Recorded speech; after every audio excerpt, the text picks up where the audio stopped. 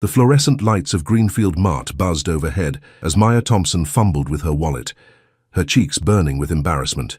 The cashier, a teenage boy with acne-spotted cheeks and a name tag reading Kevin, shifted uncomfortably behind the counter. Maya's heart pounded as she swiped her debit card again, praying for a different outcome. "I'm sorry, ma'am. It's still declining," Kevin said, his voice deliberately lowered. Behind Maya, a line of customers grew, their collective impatience like a physical weight against her back. "Please try once more," Maya whispered, adjusting her 6-month-old daughter, Zoe, who was becoming fussy in her arms. The packages of diapers and baby formula, necessities she couldn't leave without, sat mockingly on the counter. At 24, Maya hadn't imagined her life would turn out this way. A single mother, working 2 part-time jobs and still unable to afford basic necessities. "Maybe you have another card," Kevin suggested, his eyes darting to the lengthening line. Maya bit her lip, fighting back tears. "I don't," she admitted. She had exactly $3.78 in cash, not even close to the $42.67 displayed on the register. Her next paycheck from the diner wouldn't come for 3 more days, and her night shift at the convenience store had been cut back. Her landlord had raised the rent again, and the heating bill had been unexpectedly high. Something had to give, and now here she was, publicly facing the consequences. "I'll have to put these back," she said, reaching for the diapers, her voice cracking. Zoe began to cry, sensing her mother's distress. "I've got it," came a deep voice from behind her. Maya turned to see a tall man in his 40s, wearing an expensive-looking charcoal suit. His salt-and-pepper hair was neatly trimmed, and he carried himself with the easy confidence of someone accustomed to being in charge. "Oh no, I couldn't possibly," Maya began, pride flaring despite her desperation. "Please," the man said, stepping forward and handing a sleek black credit card to Kevin. "Add whatever else the young lady needs." Kevin's eyes widened slightly as he took the card. Maya noticed other customers watching the interaction with renewed interest, some whispering to each other. "Sir, that's very kind, but—" "I insist," he said, his blue eyes meeting hers directly. There was something in his gaze, not pity, which Maya had grown to hate, but something else. Understanding, perhaps. "My name is Jack Bennett." The name sparked a vague recognition in Maya, but she couldn't place it. Too overwhelmed to argue further, she nodded gratefully, bouncing Zoe gently to soothe her cries. "Thank you, Mr. Bennett. I'm Maya. This is Zoe." She hesitated.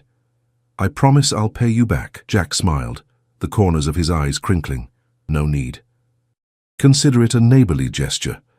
After the transaction was complete, Jack helped Maya carry her bags to her car, a rusted 12-year-old Honda with a missing hubcap and a cracked windshield.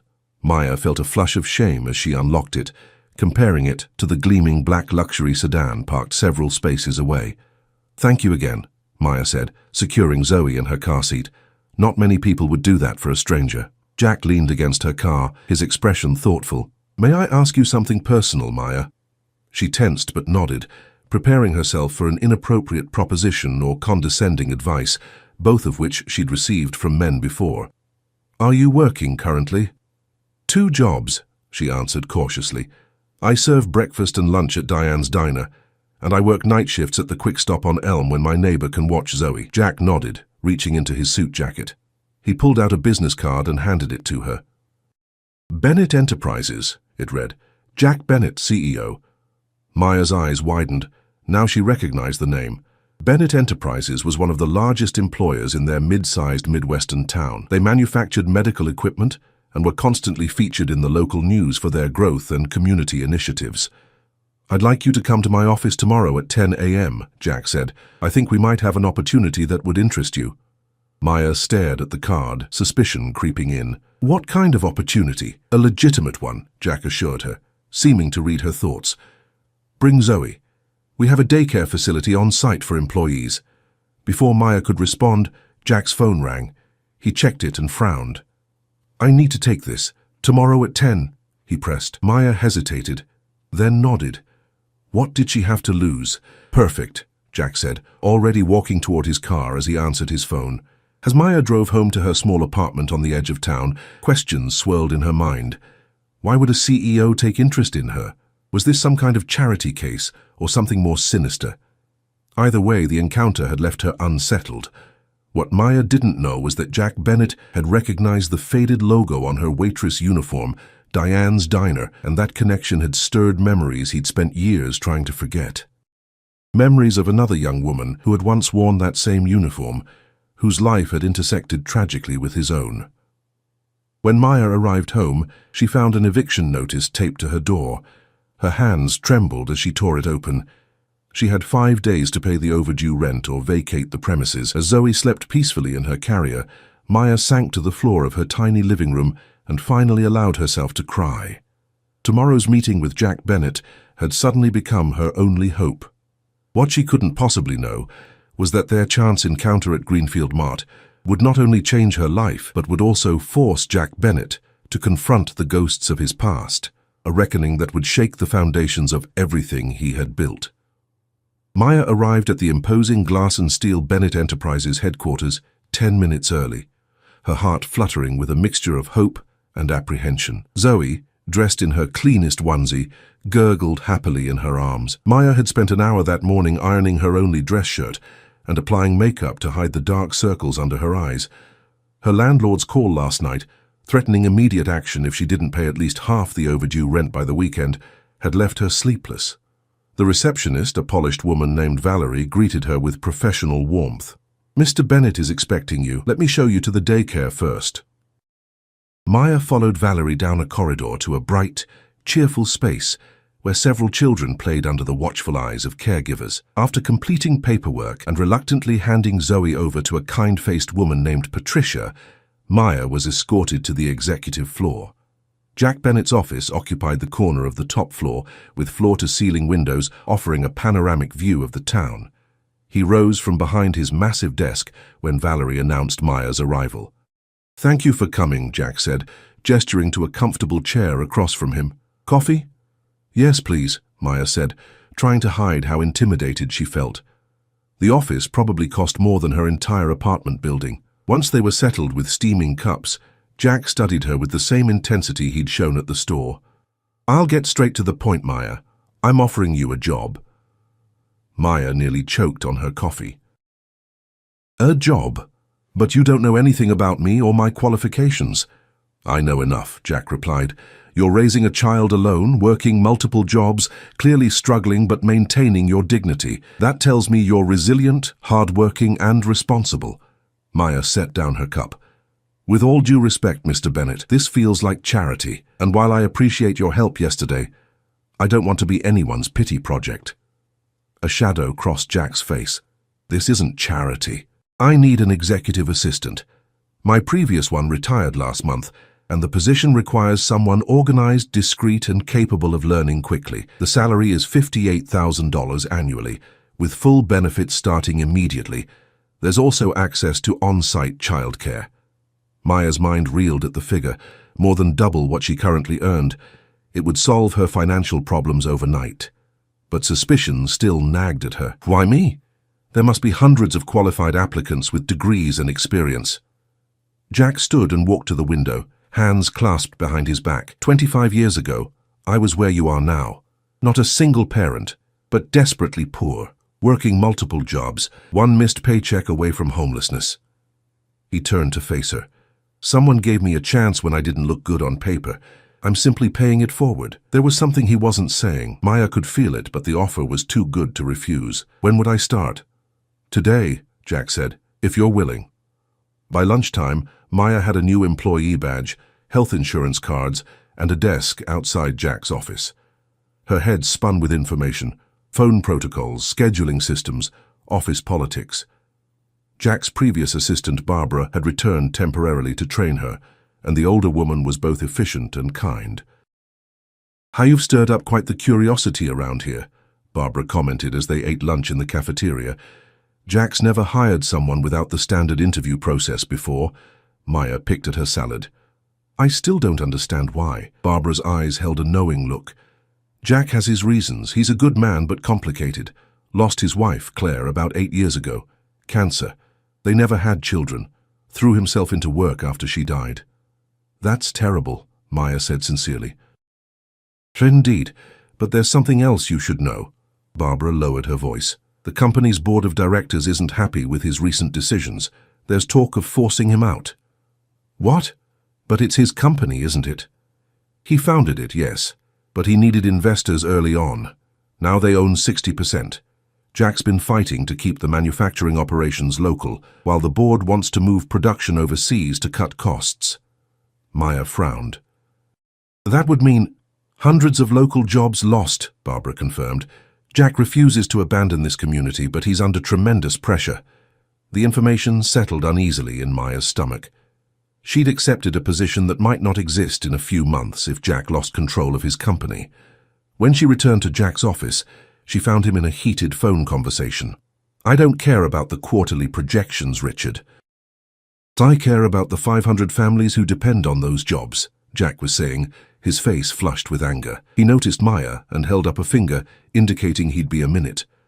We've been over this. The answer is still no. He hung up and sighed deeply. Sorry about that. Is everything all right? Maya asked hesitantly. Jack gave her a tired smile. Just business. How's the training going? Good, Maya replied. Barbara's very thorough. Excellent. I've got a board meeting at 3. Would you mind sitting in to take notes? It's important you understand how things work around here. The boardroom was intimidating. 16 executives in expensive suits seated around a massive table. Jack introduced Maya briefly before the meeting began, earning several raised eyebrows and one openly dismissive glance from a silver-haired man at the far end. As the meeting progressed, Maya quickly realized this was more than a routine discussion. The tension was palpable as figures and projections flashed on screens. The numbers don't lie, Jack, said Richard Carlson, the silver-haired man who had been identified as the board chairman. We're projecting an 18% decrease in profits if we maintain current operations. Outsourcing manufacturing is the obvious solution. And I've told you repeatedly that I won't do it, Jack replied, his voice steady but firm. Bennett Enterprises was built on a commitment to this community. Sentimentality is a luxury we can't afford, countered a woman named Victoria Winters. Your personal attachments are clouding your business judgment. Jack's jaw tightened. Is that the official position of the board? Richard cleared his throat. We're prepared to call a vote on leadership if necessary, Jack. Don't force our hand. The threat hung in the air. Maya's pen hovered over her notepad, forgotten.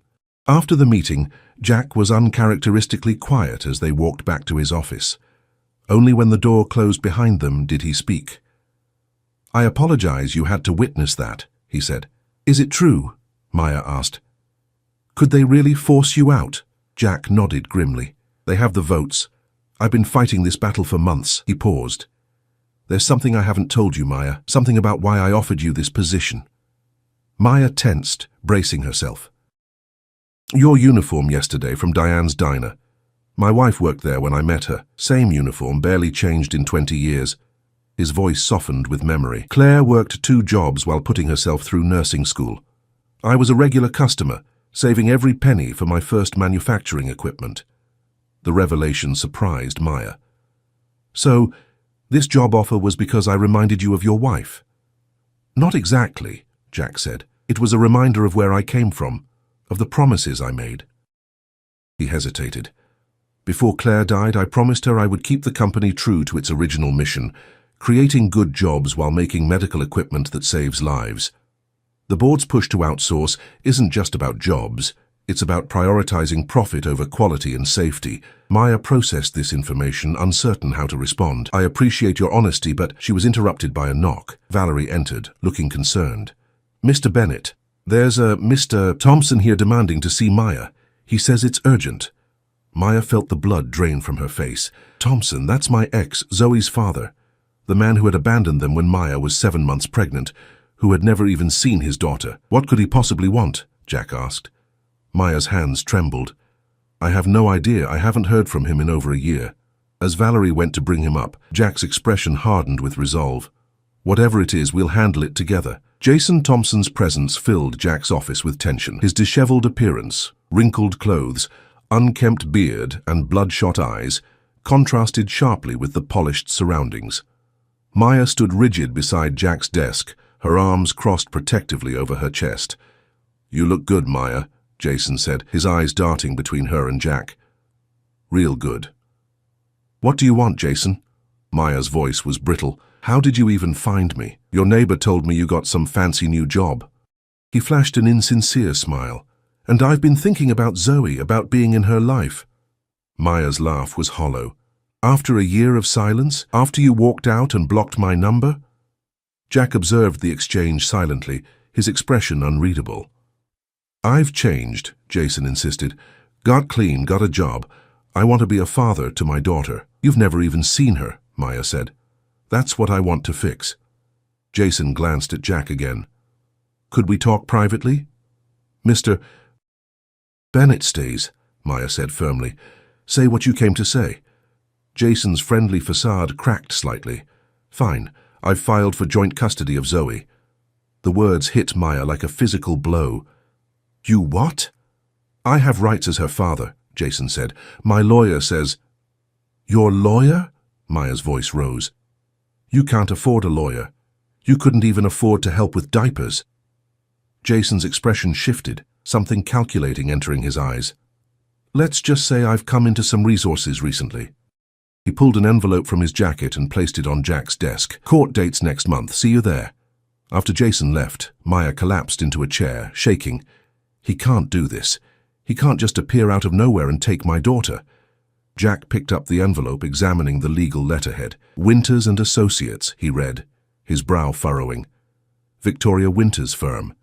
The woman from your board meeting? Maya asked, confused. Jack's expression darkened. This isn't a coincidence. Victoria must have discovered our connection and found Jason. He paced the office. They're using him to get to me through you. That's insane, Maya whispered. They'd use a child as leverage in a corporate power struggle. Victoria would, Jack confirmed grimly. She's known for finding pressure points and exploiting them mercilessly. Maya fought back tears. What am I going to do? I can't afford to fight this legally. We'll fight it together, Jack said, his resolve evident in his voice. I'll arrange for the company's legal team to represent you. Why would you do that for me? Maya asked, overwhelmed by his support. Jack hesitated before answering.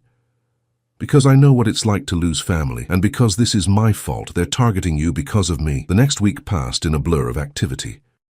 Maya settled into her role as Jack's assistant, while simultaneously preparing for the custody battle. The company's head counsel, Martin Gray, took her case personally and began building a defense against Jason's claim. Meanwhile, Jack faced increasing pressure from the board.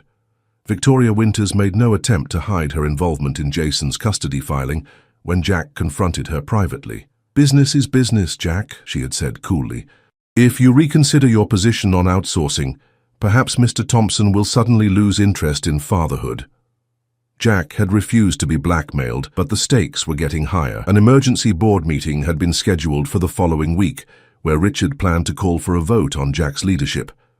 On Friday afternoon, as Maya was organizing files in Jack's office, Barbara appeared at the door with a troubled expression. I think you both need to see this, she said, placing a tablet on the desk. It was an article from a financial news site. Bennett Enterprises CEO under fire. Sources allege inappropriate relationship with assistant. Maya read the piece with growing horror. The article insinuated that Jack had hired her as part of a romantic relationship, citing anonymous sources close to the company who claimed Jack had been observed buying necessities for Maya's child and had rapidly promoted her from retail worker to executive position within 24 hours. This is Victoria's work, Jack said, his face flushed with anger. She's trying to create a scandal. It could affect the custody case, Maya realized aloud. They'll paint me as... We'll issue a denial, Jack said decisively. Martin will handle it. But the damage was already spreading. By Monday morning, local news had picked up the story, and whispers followed Maya through the office corridors. Jack called an all-staff meeting to address the rumors directly, but the atmosphere remained tense. That afternoon, Maya was summoned to Martin Gray's office. The attorney's expression was grave as he gestured for her to sit. I've received some troubling information, Martin began. Jason's attorney has submitted financial records showing recent deposits into his account, substantial ones, that appear to have originated from an offshore account linked to one of our competitors, Meridian Medical. I don't understand, Maya said. Someone at Meridian is funding Jason's custody battle, Martin explained. And there's more. We've discovered that Victoria Winters, has been in talks with Meridian about a position on their board, contingent upon Bennett Enterprises outsourcing its manufacturing, which would make Meridian the dominant American-based medical equipment manufacturer. Maya felt sick. So this isn't just about outsourcing jobs, it's about Victoria securing her next career move. Precisely, Martin confirmed. She's orchestrating this entire situation, the custody battle, the rumors about you and Jack, to force Jack out so the outsourcing can proceed. We have to tell Jack, Maya said, standing. He already knows. He's meeting with Richard Carlson now, presenting the evidence. When Maya returned to the executive floor, she found Jack's office empty. Valerie informed her that the meeting with Richard had ended abruptly, with Jack storming out. He said he needed air, Valerie added. He seemed very upset. Maya tried calling Jack's cell phone, but it went straight to voicemail. Increasingly worried, she checked his calendar and realized he had been scheduled to visit one of the manufacturing facilities that afternoon. On impulse, she grabbed her coat and headed to the parking garage. As she approached her car, she noticed a familiar figure leaning against it. "Jason, we need to talk," he said, his expression unusually serious. "I have nothing to say to you," Maya replied, trying to move past him. "It's about Bennett," Jason insisted, "and why Victoria Winters really wants him gone." Maya hesitated, her curiosity piqued despite her distrust. "What about him?" Jason looked around nervously before speaking. "Victoria didn't just find me by accident. She's been investigating Bennett for years, gathering dirt, and she found something big, something about his wife's death." Maya's heart raced. "What are you talking about?" "Bennett's wife didn't just die of cancer," Jason said. "There's more to the story. Victoria has evidence that—" A car horn blared, interrupting them. Barbara pulled up alongside Maya's car, rolling down her window. "Maya, thank goodness I found you. Jack's in trouble. There's been an accident at the manufacturing plant." Maya's blood ran cold. "What kind of accident?" "A fire," Barbara replied grimly. "Several workers are trapped inside, and Jack went in to help evacuate them. He's not answering his phone." Maya turned back to question Jason further, but he had already disappeared. Conflicted and afraid, she jumped into Barbara's car, her mind reeling with questions. What had Jason been about to reveal about Claire's death? And was Jack now in danger because of his refusal to abandon his workers? As they sped toward the manufacturing facility, smoke visible in the distance, Maya realized the situation had escalated beyond a corporate power struggle or a custody battle. Now lives, including Jack's, hung in the balance. What she couldn't know was that within the burning building, Jack Bennett was facing not only flames, but also the truth about his past, a truth that would soon shatter everything Maya thought she knew about the man who had changed her life. Chaos engulfed the manufacturing facility. Fire trucks surrounded the building, their emergency lights painting the scene in surreal flashes of red and blue. Thick smoke billowed from the eastern wing where the fire had originated. Paramedics tended to evacuated workers in a makeshift triage area, while firefighters battled the blaze. "That's the main production floor," Barbara explained as they parked, "where they assemble the cardiac monitors." Maya scanned the crowd desperately. "Where's Jack?" A sudden commotion drew their attention as the emergency exit door burst open. Two firefighters emerged, supporting a soot-covered Jack between them. He was coughing violently, an oxygen mask pressed to his face. Behind them, 3 workers stumbled out, similarly assisted by emergency personnel. Maya rushed forward but was held back by a police officer. "Ma'am, you need to stay behind the line." "That's my boss," she protested. "Jack Bennett. I work for him." The officer relented, allowing Maya to approach the ambulance where paramedics were examining Jack. His suit was ruined, his face streaked with ash, but his eyes lit with recognition when he saw her. "Maya," he croaked, pushing the oxygen mask aside momentarily. "Everyone get out?" "They're saying all personnel are accounted for," she assured him. "What were you thinking, running into a burning building?" Jack's expression grew somber. "Couldn't let them get trapped. Not again." He dissolved into another coughing fit, and the paramedics insisted on replacing the oxygen mask. "We need to transport him to the hospital," one said to Maya. "Smoke inhalation, possible burns." "I'm coming with you," Maya stated firmly, climbing into the ambulance before anyone could object. At the hospital, while Jack was being treated, Maya paced the waiting room, her mind churning with questions. What had Jason been about to tell her about Claire's death? What did Jack mean by "not again"? The pieces weren't fitting together, but she sensed they were all connected. Her phone rang, an unknown number. She answered cautiously. Maya Thompson. A woman's voice, unfamiliar. Yes? This is Victoria Winters. I heard about the fire. Is Jack all right? Maya's grip tightened on the phone. Why do you care? You've been trying to destroy him. Victoria sighed audibly. It's complicated. Despite what you might think, I don't want Jack physically harmed. Has he told you about the Westlake incident? No, Maya admitted, her curiosity overcoming her hostility. Ask him, Victoria said. Ask him what happened at the Westlake facility 12 years ago. Ask him about Claire's involvement. Then decide if he's the hero you think he is. Before Maya could respond, Victoria hung up. Moments later, a doctor approached to inform her that Jack was stable and could receive visitors. In his hospital room, Jack sat propped up in bed, oxygen tubes in his nostrils, his expression distant as he stared out the window.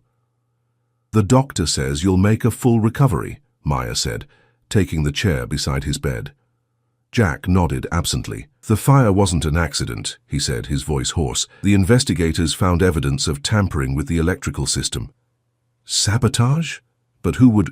Someone who wants to prove that our facilities are unsafe, Jack said bitterly. Another reason to justify outsourcing. Maya hesitated, then asked, Jack, what's the Westlake incident? His face paled beneath the soot stains. Who told you about that? Victoria called me, Maya admitted. She mentioned it and something about Claire being involved. Jack closed his eyes, pain crossing his features that had nothing to do with his physical injuries. I should have known this would come out eventually, he murmured. What happened? Maya pressed gently. Jack took a shuddering breath. 12 years ago, Bennett Enterprises had a second manufacturing facility in Westlake. There was a fire, worse than today's. 3 workers died. His voice cracked.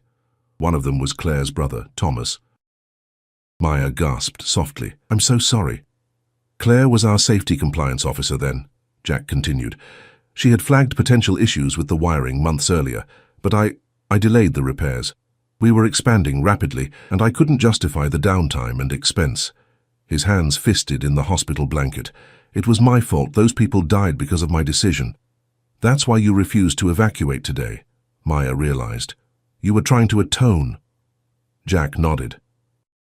Claire never blamed me publicly. She protected the company's reputation, but our marriage, he trailed off. When she got sick years later, I thought it was my punishment. I promised her on her deathbed that I would never again put profits over people's safety. And that's why you won't outsource, Maya said, the pieces finally clicking into place, not just because of jobs, but because you can't ensure the safety standards. The countries where Victoria wants to move production have minimal oversight, Jack confirmed. Accidents would be inevitable. More deaths I'd be responsible for. A soft knock at the door interrupted them. To Maya's shock, Richard Carlson entered, looking uncharacteristically subdued. Jack, Richard acknowledged with a nod. Ms. Thompson. He cleared his throat awkwardly. I've just come from an emergency conference call with the board. In light of today's events, your heroic actions and the evidence of sabotage, we've unanimously voted to table the outsourcing discussion indefinitely. Jack's expression remained guarded. And Victoria? Resigned. Effective immediately, Richard replied. The authorities have been notified about her connections to both Meridian Medical and the suspected sabotage. After Richard left, promising to visit again tomorrow, Maya recounted her strange encounter with Jason in the parking garage.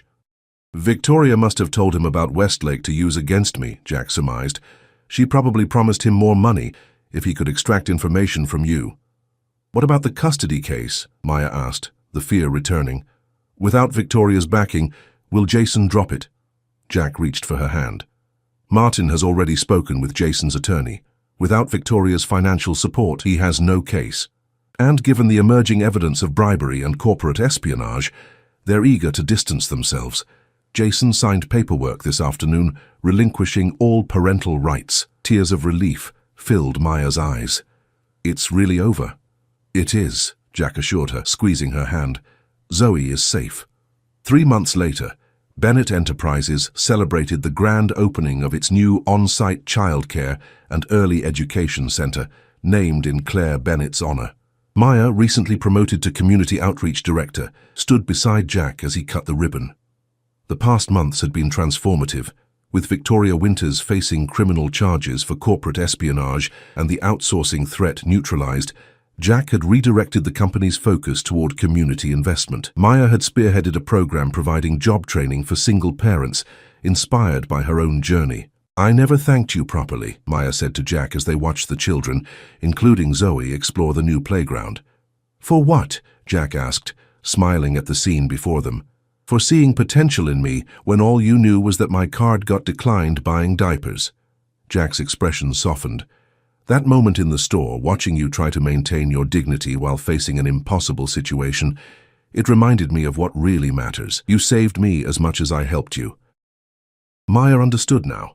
Jack's intervention that day hadn't just been about charity or even about Claire's memory. It had been about redemption, his way of making amends for past mistakes. By helping her, he had begun to forgive himself. "The new manufacturing safety protocols launch next week," Jack mentioned, changing the subject. "The Bennett-Thompson standards, as the industry is calling them." Maya blushed at the recognition. Her experiences as a frontline worker had provided valuable insights for the protocols that were now being adopted industry-wide. "We make a good team," she acknowledged. As they walked back toward the main building, Jack paused, his expression turning serious. "Maya, there's something I've been wanting to ask you." Her heart skipped a beat. Over the months, their professional relationship had evolved into a deep friendship, with hints of something more neither had been ready to acknowledge. "I'm considering establishing a foundation, focused on supporting single parents, providing educational opportunities, housing assistance, the things that would have made your journey easier." He took a breath. "I'd like you to run it. Full autonomy, your vision." Maya stared at him, speechless. "Too much?" Jack asked, suddenly uncertain. "No," Maya said quickly. "It's perfect. It's just... Why me?" Jack's smile returned. "Because you understand both sides now. Where these families are coming from and what it takes to create real opportunities, not just handouts." Maya nodded, emotion welling up. "I'd be honored." Later that evening, as Maya tucked Zoe into her crib in their new apartment, a sunny two-bedroom in a safe neighborhood, affordable on her new salary, she reflected on how completely her life had transformed in just a few months, from the humiliation of a declined card to helping shape corporate policy that would protect workers and support struggling families. Her phone chimed with a text from Jack. "Planning meeting for the foundation tomorrow at 10. Bring ideas." And Zoe, of course.